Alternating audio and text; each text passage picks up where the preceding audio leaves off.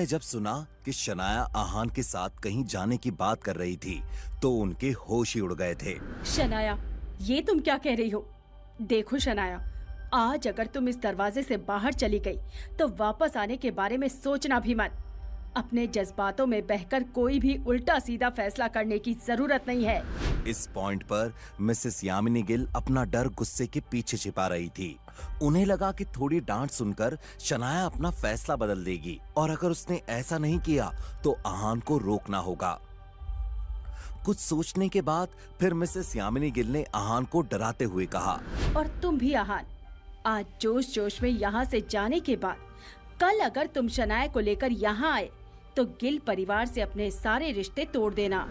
वैसे तो आहान बाहर से बहुत ज्यादा शांत लग रहा था, लेकिन जब शनाया ने बिना किसी डर के उसका हाथ पकड़ लिया तो आहान बहुत इमोशनल महसूस कर रहा था। आहान शनाया की पकड़ से अपना हाथ धीरे से छुड़ाते हुए सीमा बुआ जी और रतन की तरफ अपने कदम बढ़ाने लगा। जब मिसेस यामिनी गिल ने देखा कि आखिरकार आहान उनकी बात मान रहा था तो उन्होंने मन ही मन में कहा, चलो अच्छा है, ये निकम्मा आहान मेरी बात तो सुनता है, मुझे मना करने की हिम्मत नहीं करता। जहां एक तरफ मिसेस यामिनी गिल खुश हो रही थी, वहीं शनाया आहान से डिसअपॉइंटेड लगने लगी। उसने चिल्लाकर कहा, आहान, ये तुम क्या कर रहे हो?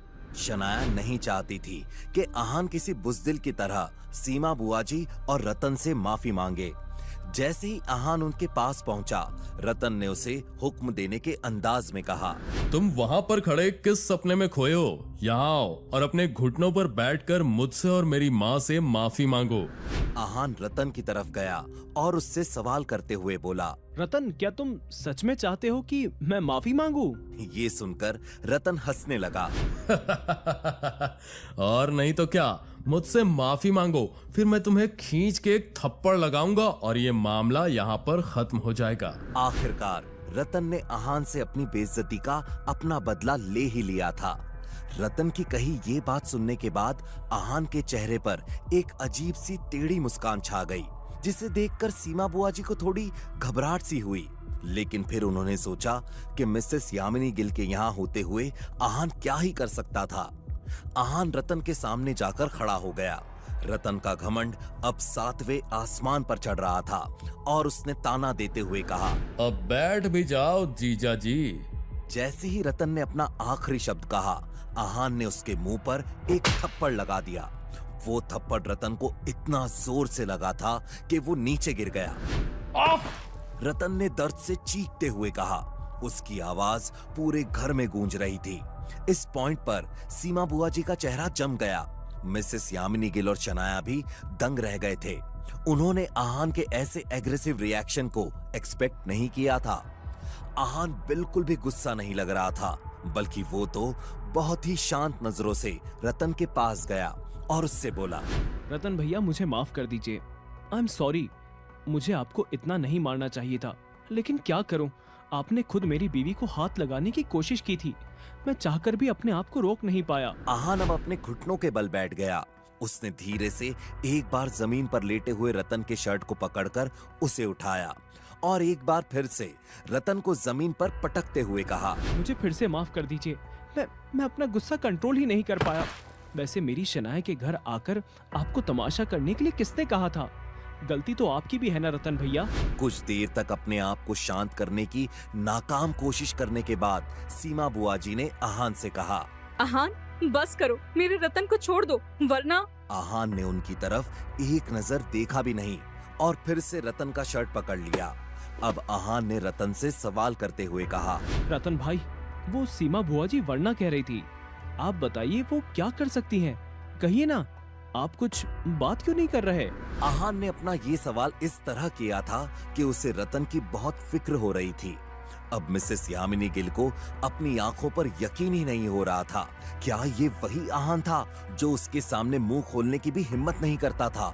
एकदम से मिसेस यामिनी गिल के इस निकम्मे घर जमाई में इतना बदलाव कैसे आ गया? आहान एक बार फिर से रतन को जमीन पर पटकने ही वाला था कि शनाया ने अपने पति को अप्रोच किया। आहान, शनाया इतनी डर गई थी कि उसकी छुअन में आहान को कपकपाहट महसूस हो रही थी। जब आहान ने देखा कि शनाया बहुत घबरा गई थी तो वो खामोशी से खड़ा हो गया। आहान ने शनाया के हाथ पर अपना हाथ रखा और उसे ना डरने का यकीन दिलाया। अपनी बीवी की तरफ देखते हुए आहान ने मन ही मन में कहा, मैं शनाया को डराना नहीं चाहता। अगर इस वक्त उन्होंने मुझे नहीं रोका होता तो उस रतन और उसकी लालची माँ को अच्छा सबक सिखाता। जब आहान की नजरें शनाया से हटी, उसने देखा कि मिसेस यामिनी गिल उसे ही घूर रही थी। अपनी सासू माँ को देखकर आहान ने उनसे डरते हुए कहा, मॉम, क्या इतना काफी है या फिर आप चाहती हैं कि मैं माफी मांगना कंटिन्यू करूं? आहान ने अपना ये सवाल बहुत ही पोलाइट अंदाज में एक स्माइल के साथ किया था। इस सवाल को सुनकर एकदम से मिसेस यामिनी गिल अपने होश में वापस आई और उन्होंने गुस्से भरे लहजे में सवाल किया, आहान, तुम? क्या तुम्हें कानून का, लोगों का, किसी का भी डर है या नहीं? या तो मुझे भी ऐसे ही मारोगे? मिसेस यामिनी गिल के सवाल को सुनकर आहान उनके पास गया और उन्हें सलीके से समझाया। मैं आपको कैसे मार सकता हूँ? आप शनाया की मॉम है।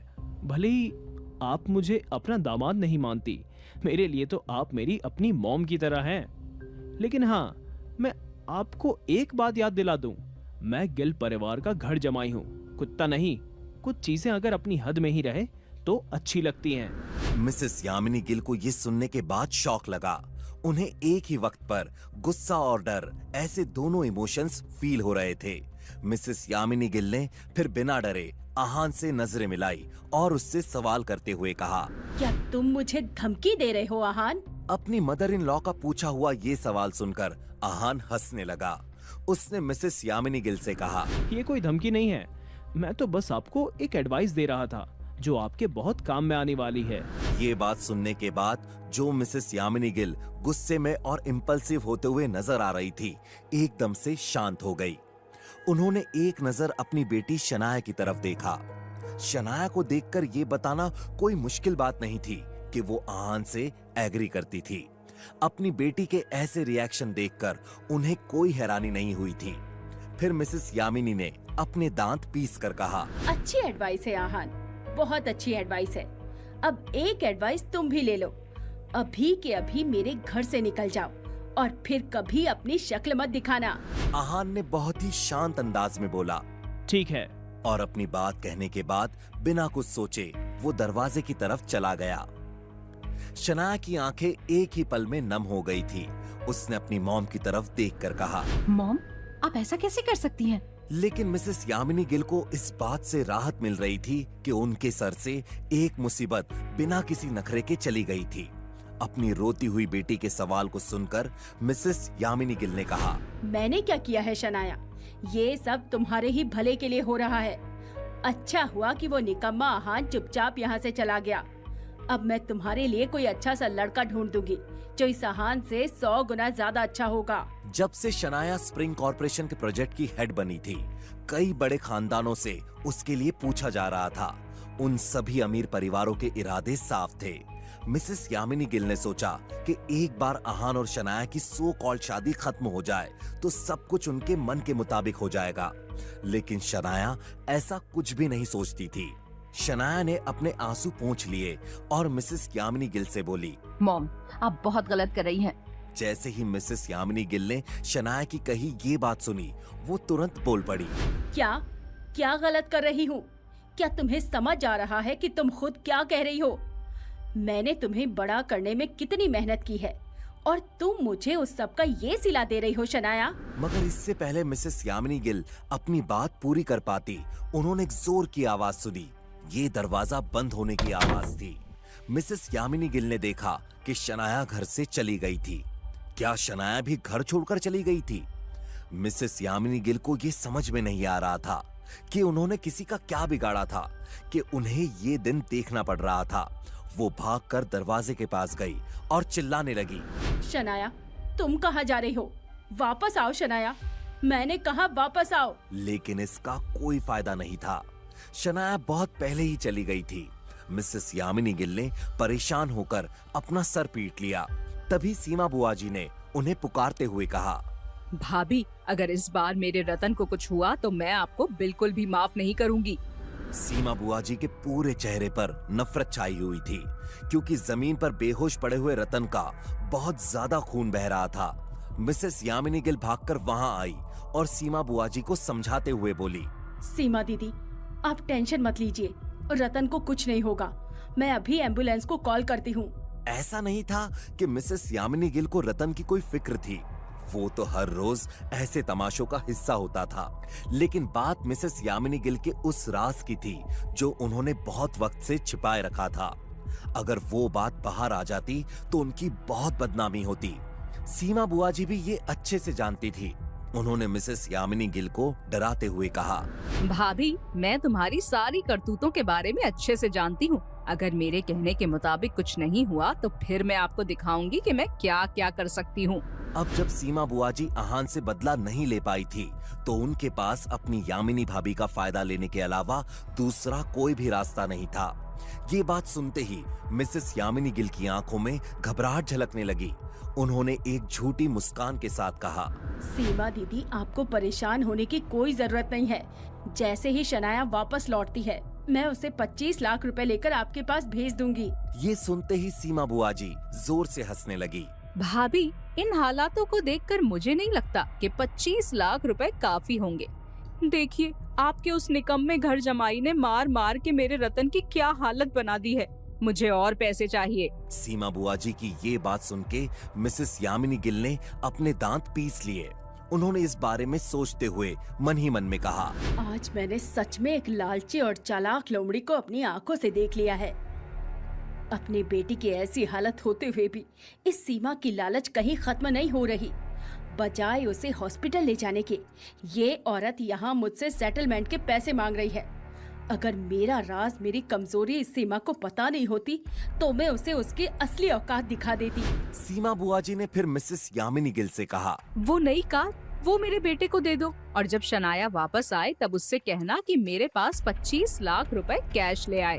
क्योंकि मिसेस यामिनी गिल के पास कोई दूसरा ऑप्शन नहीं था, उन्होंने चुपचाप हामी भर दी। उनकी हामी को जानने के बाद सीमा बुआ जी मन ही मन में मुस्कुराते हुए बोली, अरे वाह, अब तो मेरे पास एक महंगी कार भी है और ढेर सारा पैसा भी। ये निकम्मा आहान तो मेरे लिए बड़ा लकी निकला। अब जब तक मेरे पास वो राज है तब तक जिंदगी आराम से कटेगी। मिसेस यामिनी गिल का ऐसा कौन सा राज था जिसकी वजह से सीमा बुआ जी उन्हें ब्लैकमेल कर रही थी? क्या शनाया आहान के पास गई थी? जानने के लिए सुनते रहिए। वो मेरे बेटे को दे दो। सीमा बुआ जी ने अपनी मांगे बताते हुए मिसेस यामिनी गिल से कहा, वो नई कार, वो मेरे बेटे को दे दो और जब शनाया वापस आए तब उससे कहना कि मेरे पास 25 लाख रुपए कैश ले आए। क्योंकि मिसेस यामिनी गिल के पास कोई दूसरा ऑप्शन नहीं था, उन्होंने चुपचाप हामी भर दी। उनकी हामी को जानने के बाद सीमा बुआ जी ने मन ही मन में मुस्कुराते हुए बोली, अरे वाह, अब तो मेरे पास एक महंगी कार भी है और ढेर सारा पैसा भी। ये निकम्मा आहान तो मेरे लिए बड़ा लकी निकला। अब जब तक मेरे पास वो राज है तब तक जिंदगी आराम से कटेगी। जहां एक तरफ कोई आहान की वजह से खुशियां मना रहा था, आहान थोड़ा डिप्रेस्ड महसूस कर रहा था। आहान ने कभी भी मिसेस यामिनी गिल की कड़वी बातों को दिल पर नहीं लिया था, मगर आज उसे वो चुभ गई थी। आहान ने चलते हुए देखा कि एक आदमी अपने कुत्ते को वॉक करा रहा था। आहान ना ही उस कुत्ते को जानता था और ना ही उसके मालिक को, मगर पिछले 3 सालों से आहान रोज उन दोनों को घूमते हुए देखता था। उसने मन ही मन में कहा, हम किसी जानवर के साथ भी थोड़ा वक्त बिताते हैं तो हमें थोड़ा सा लगाव हो जाता है, लेकिन मॉम ने हमेशा मुझसे नफरत ही की है। तभी शनाया अपनी बिल्डिंग से बाहर आई। उसने आहान की उदास आंखें देखी कि कैसे वो उस कुत्ते और उसके मालिक को देख रहा था। ये देखकर शनाया अपने आंसुओं को बहने से रोक नहीं पाई। शनाया ने गले में पहने हुए मंगलसूत्र को छू कर कहा, मैं बहुत बड़ी बेवकूफ हूँ, आहान के दर्द को कभी समझ ही नहीं पाई। उसका दिल बहुत साफ है, तभी तो खुद से भी पहले वो मेरे और मॉम डैड के बारे में सोचता है। मुझे आज भी याद है, हमारी शादी वाले दिन पापा ने हमें आशीर्वाद देते वक्त कहा था कि हम अब से एक होंगे, एक टीम की तरह, एक फैमिली की तरह। आहान ने तो वो बात सीरियसली ले ली है, लेकिन मैं 3 सालों के बाद इस बात का मतलब समझ रही हूँ। पता नहीं आहान कैसा महसूस कर रहा होगा। एकदम से शनाया को आहान का चेहरा याद आ गया और वो भागकर आहान के पास चली गई। आहान, अपना नाम सुनकर जैसे ही आहान पीछे मुड़ा, शनाया ने उसे कसकर हक कर लिया। आहान कुछ समझ नहीं पाया कि ये क्या हो रहा था। उसे शनाया के आंसू अपने बदन पर महसूस हो रहे थे। एक ही पल में जब उसकी बीवी रो रही थी, आहान अपनी सारी फीलिंग्स को भूल गया और बोला। शनाया क्या हुआ? क्या आप ठीक हैं? शनाया ने सिसकियां भरते हुए सोचा। इस सिचुएशन में भी आहान को मेरी फिक्र हो रही है। ये इतना अच्छा क्यों है? शनाया कुछ देर तक ऐसे ही रोती रही। आहान भी उसका सर सहलाते हुए उसे शांत करने की नाकाम कोशिश कर रहा था। कुछ देर बाद शनाया ने आहान की पीठ पर हाथ फेरते हुए कहा। आहान, आई एम सॉरी। पता नहीं घुटनों के बल बैठकर उस नालायक रतन से माफी मांगने की बात को तुमने चुपचाप सुन कैसे लिया? अगर मैं तुम्हारी जगह होती तो वो सब सहन नहीं कर पाती। शनाया की इन बातों को सुनकर आहान मुस्कुराने लगा। उसने शनाया के गालों से आंसू पोंछते हुए कहा। मैं ठीक हूँ, आपको फिक्र करने की कोई जरूरत नहीं है। आहान का जवाब सुनकर शनाया के दिल में दर्द होने लगा। उसने अपने दोनों हाथों से आहान का चेहरा पकड़ लिया और बोली। मैं तुम्हारी वाइफ हूँ, याद है ना? हम दोनों एक टीम हैं। तुम्हें मेरे सामने ठीक होने का दिखावा करने की कोई जरूरत नहीं है। मैं शर्मिंदा हूँ। मेरे होने के बावजूद भी तुम्हें वो सब सहना पड़ा। प्लीज मुझे माफ कर दो। आहान ने एक प्यारी सी मुस्कान के साथ अपनी बीवी को देखा। आज शनाया सच में उसकी फिक्र कर रही थी। ये देखकर आहान को बहुत अच्छा लग रहा था। उसने शनाया की आंखों में आंखें डालकर बोला। शनाया, आपको मुझसे कभी भी सॉरी नहीं कहना है। आप कुछ गलत नहीं कर सकती। आज जो कुछ भी हुआ था उसमें शनाया की कोई भी गलती नहीं थी। उल्टा वो खुद आज आहान के लिए एक बढ़िया सी कार खरीद कर लाई थी। आहान के साथ मार्केट में भी गई थी। और इतना ही नहीं, शनाया ने तो आज सबके सामने बिना डरे आहान का साथ भी दिया था। ये सब तो सीमा बुआ जी और मिसेस यामिनी गिल की वजह से हो रहा था। शनाया ने फिर आहान से कहा। लेकिन मॉम की तो गलती है ना, उन्हें तुम्हारे साथ इस तरह से पेश नहीं आना चाहिए था। शनाया की बात सुनकर आहान ने उसे गले लगा लिया। वो इस सब में शनाया को परेशान होते हुए नहीं देखना चाहता था। आफ्टर ऑल आहान ने अपने आप से वादा किया था कि वो शनाया को हमेशा खुश रखेगा, इस दुनिया की सारी खुशियां उसे देगा। शनाया, कोई बात नहीं। मॉम बस थोड़ा गुस्सा थी, इसीलिए उन्होंने ये सब कह दिया। शनाया अपना और आहान का मूड और खराब नहीं करना चाहती थी, इसलिए उसने आहान के आगोश से अपना सर बाहर निकाला और पूछा। तो आज रात हम कहाँ रहने वाले हैं? शनाया का सवाल सुनकर आहान कंफ्यूज हो गया। हम? शनाया, इस सब की कोई जरूरत नहीं है। मॉम ने मुझे घर से निकाला है, आपको नहीं। आप मेरे लिए परेशान मत होइए और घर लौट। लेकिन इससे पहले कि आहान अपनी बात पूरी कर पाता, शनाया ने उसके होठों पर अपनी छोटी सी उंगलियां रख दी। आहान बिल्कुल दंग रह गया था। शनाया ने कहा। बिल्कुल नहीं। अगर मॉम तुमसे माफी मांगकर तुम्हें घर वापस आने का नहीं कहेंगी तो मैं भी घर नहीं लौटूंगी। शनाया ने अपनी ये बात बहुत ही जिद्दी अंदाज में कही थी। उसकी आंखों में इस वक्त एक अलग ही तरह की मासूमियत झलक रही थी। जब आहान ने शनाया की कही ये बात सुनी, उसके दिल में नरमी छा गई। वो समझ गया कि शनाया इस बार डिटरमाइंड थी। वो आखिर तक आहान का साथ देने वाली थी। ये जानकर आहान को दिल ही दिल में बहुत सुकून भी मिल रहा था। आहान ने फिर कुछ सोचा और शनाया से कहा। तो फिर हम रोजवुड स्प्रिंग में चलते हैं।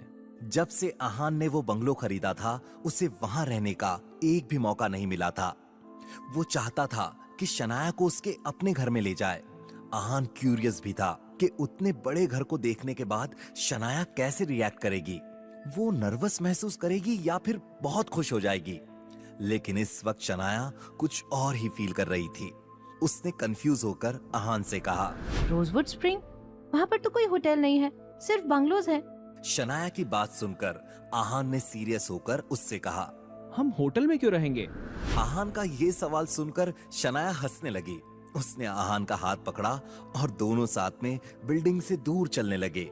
शनाया ने हंसते हंसते आहान से कहा। हम होटल में नहीं रहेंगे तो कहाँ रहेंगे? रास्ते पर? शनाया ने मजाक में ये बात कह तो दी थी, लेकिन बाद में उसे इस बात का एहसास हुआ कि उसने कुछ गलत कह दिया था। शनाया के एम्बैरेस चेहरे को देखकर अब आहान हंसने लगा। उसने शनाया को जवाब देते हुए प्यार से कहा। आप भी ना शनाया, क्या सोच रही हैं? हम बंगलो में रहेंगे। आहान की बात सुनकर शनाया ने नाक सिकुड़ ली और आहान के बाजू को दबाते हुए बोली। आहान, अब मुझे चिढ़ाना बंद करो। तुम्हें ब्रैग करने की कोई जरूरत नहीं है। रोजवुड स्प्रिंग में 9 बंगलो हैं और वो 9 के 9 बेचे जा चुके हैं। हमारे लिए वहाँ कोई जगह नहीं है। शनाया की बात सुनने के बाद आहान को इस बात का एहसास हुआ कि शनाया उसे सीरियस समझ रही थी। आहान चलते चलते रुक गया। उसने शनाया से कहा, शनाया, क्या आपको लग रहा कि मैं मजाक कर रहा हूँ? मैं सच कह रहा हूँ। रोजवुड स्प्रिंग में मेरा एक बंगलो है, बहुत बड़ा, बहुत खूबसूरत, वैसा जैसा आपको पसंद आएगा। आहान ने अपनी बात बहुत ही जेन्युइन अंदाज में कही थी। वो ये कोशिश कर रहा था कि शनाया को उस पर यकीन आ जाए, लेकिन शनाया ने एक बार फिर से आहान की बात को मजाक समझ लिया और बोली, हाँ आहान, तुम ये क्यों नहीं कहते कि पूरा स्प्रिंग कॉर्पोरेशन ही तुम्हारा है? अब चलो। अपनी बात कहते हुए शनाया ने आहान का हाथ पकड़ा और उसे खींचकर अपने साथ ले जाने लगी।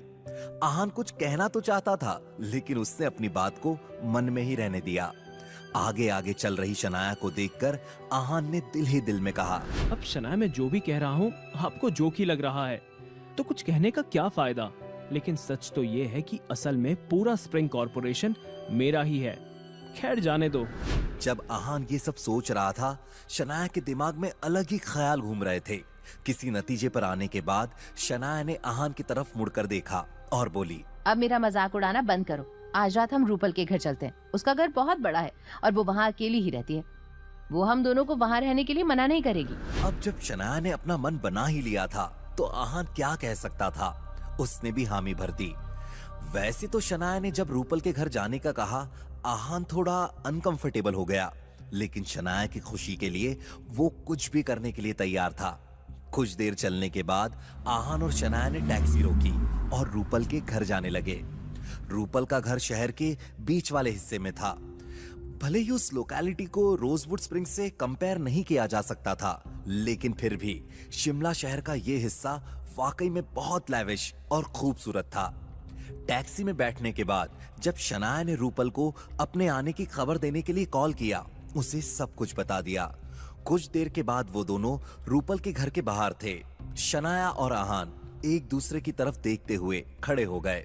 कोई भी दरवाजे पर डोरबेल बजाने के लिए आगे नहीं बढ़ रहा था। आहान ने कुछ सोचा और अपनी आंखों से इशारा करते हुए शनाया से बोला, क्या हम अंदर नहीं जा रहे? आहान की ये बात सुनकर शनाया हंसने लगी। उसने आहान से कहा, इस घर में डोरबेल नहीं है। आहान ने जब ये बात सुनी, उसे बड़ी हैरानी हो गई। उसने शनाया से सवाल करते हुए कहा, क्या डोरबेल नहीं है? लेकिन क्यों? शनाया ने आहान से ऐसे ही किसी सवाल की उम्मीद की थी। वो कुछ कदम आगे चलकर एक पौधे के पास गई और आहान से बोली, वो क्या है ना, जब रूपल छोटी थी उसका हाथ डोरबेल तक नहीं पहुंच पाता था और इस बात के लिए उसके कजिन्स उसे बहुत चिढ़ाते थे। वैसे तो रूपल ने बहुत एक्सरसाइज करके अपनी हाइट बढ़ा ली, लेकिन तब से रूपल को डोरबेल से नफरत है।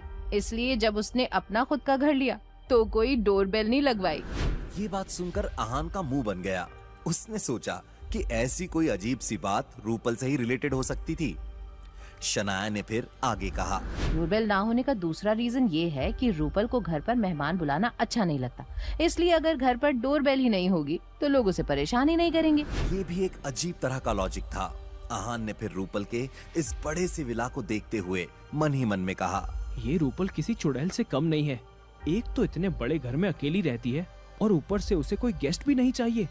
पता नहीं अगले कुछ दिन कैसे कटने वाले हैं। आहान ने फिर शनाया की तरफ देखा और उससे सवाल करते हुए कहा, तो फिर हम घर के अंदर कैसे जाएंगे? आहान के सवाल का जवाब देते हुए शनाया ने कहा, इस पौधे को उठाने में मेरी मदद करो। इसके नीचे एक स्पेयर चाबी रखी हुई है। आहान ने तुरंत शनाया की बात पर हामी भर दी और उसके पास चला गया। वो पौधा थोड़ा ज्यादा ही भारी था। उसे उठाने की कोशिश करते हुए आहान और शनाया थोड़े नजदीक आ गए, लेकिन हमेशा की तरह इस बार शनाया नर्वस नहीं हो रही थी, बल्कि उसने आहान की तरफ देखकर स्माइल किया। एकदम से आहान को कुछ याद आ गया और उसने शनाया से सवाल करते हुए कहा, शनाया, आज सुबह आप कार में मुझसे बेबी गर्ल या बेबी बॉय के बारे में क्या पूछ रही थी? क्या इस बार शनाया अपने दिल की बात कह पाएगी? क्या आहान और शनाया का रिश्ता आगे बढ़ पाएगा या फिर से कोई बीच में आ जाएगा? रूपल के घर में आहान के अगले कुछ दिन कैसे बीतने वाले थे, जानने के लिए सुनते रहिए पॉकेट FM।